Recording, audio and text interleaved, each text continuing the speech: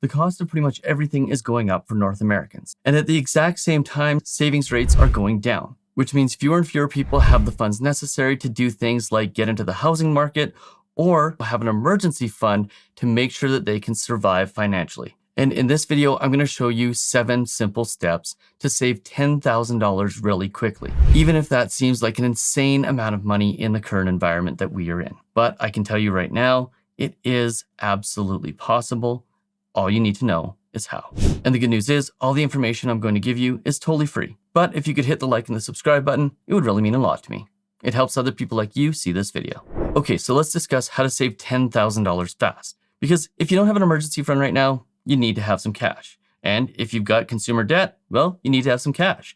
And if you want to buy a house, well, you need to have some cash. So I want to show you exactly how easy it is to add $10,000 to your savings relatively quickly. And no, I'm not going to give you the normal do a budget and spend less money and all of that stuff. I'm actually going to show you how to reframe your brain and how to retweak your finances so that what we talk about is actually possible. So let's start first by setting a goal. And obviously the goal in this case is to save an extra $10,000 really quickly. Now, it doesn't have to be $10,000. It can be any amount of money that you choose. Maybe it's $1,000, maybe it's $5,000, maybe it's $100,000 or $1 million if you're one of those people who really likes to aim big. But keep in mind, your goal should actually be something that is reasonably attainable. If you've never saved $1,000, don't go and set a goal to reach $1 million because the chances of you actually doing it are slim to none. I'm not saying it's impossible, and if you want to prove me wrong, please go ahead and do it. But for most people, this is all going to be about creating a reasonable goal. And in addition to creating a reasonable goal, it also needs to be compelling. If you're saving $10,000 for $10,000's sake, you're never going to get there. It just won't happen. You need a real reason to save this money. And there's 2 common ways to make a goal compelling.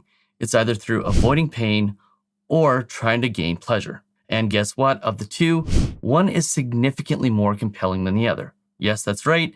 It's avoiding pain.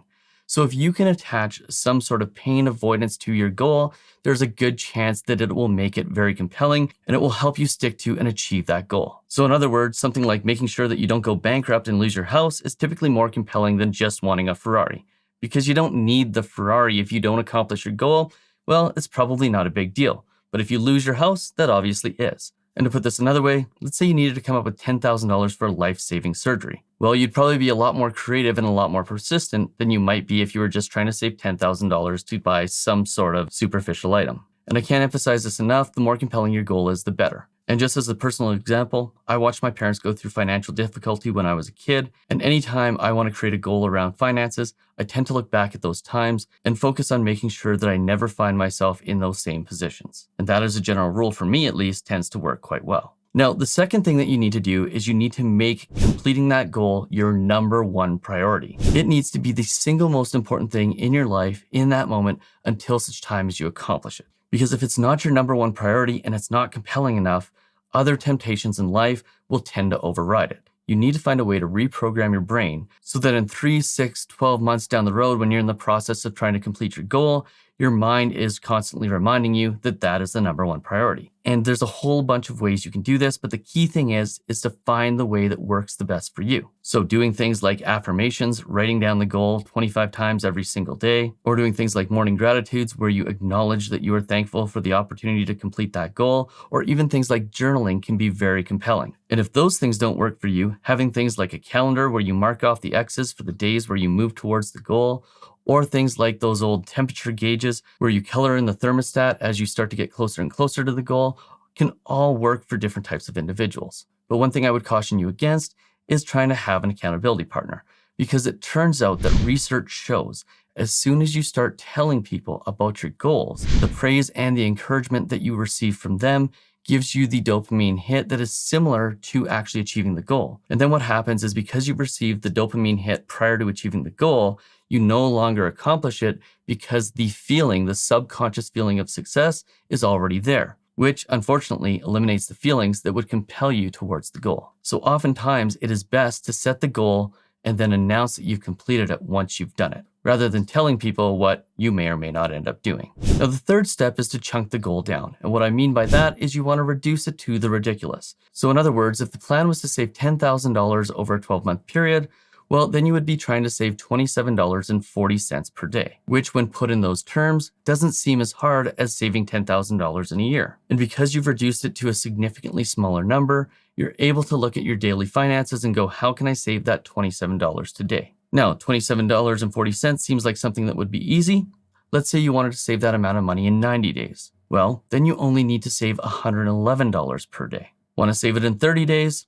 $333 per day, and you've got that $10,000 at the end of the month. And the key here is to reduce the goal down to very small steps that are very much accomplishable. Now, the fourth step to saving $10,000 fast is to take out the low-hanging fruit. And I'll show you exactly how to do this in the next step.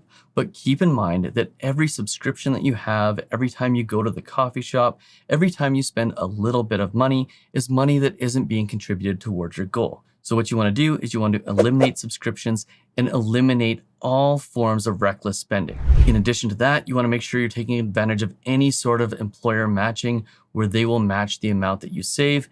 And you also want to make sure you're taking advantage of all tax benefits that you possibly can, because those things are all essentially free money.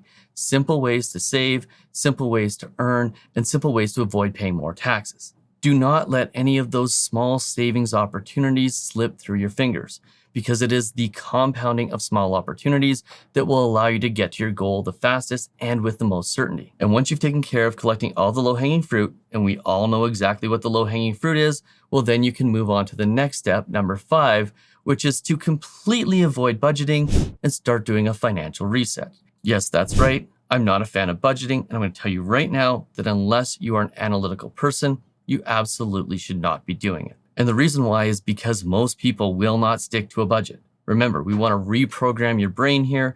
And if your budget tells your brain that this is boring and that you don't want to do it, well, that makes not doing it significantly more likely. So we need to do our best to remove all the friction when it comes to accomplishing our goal.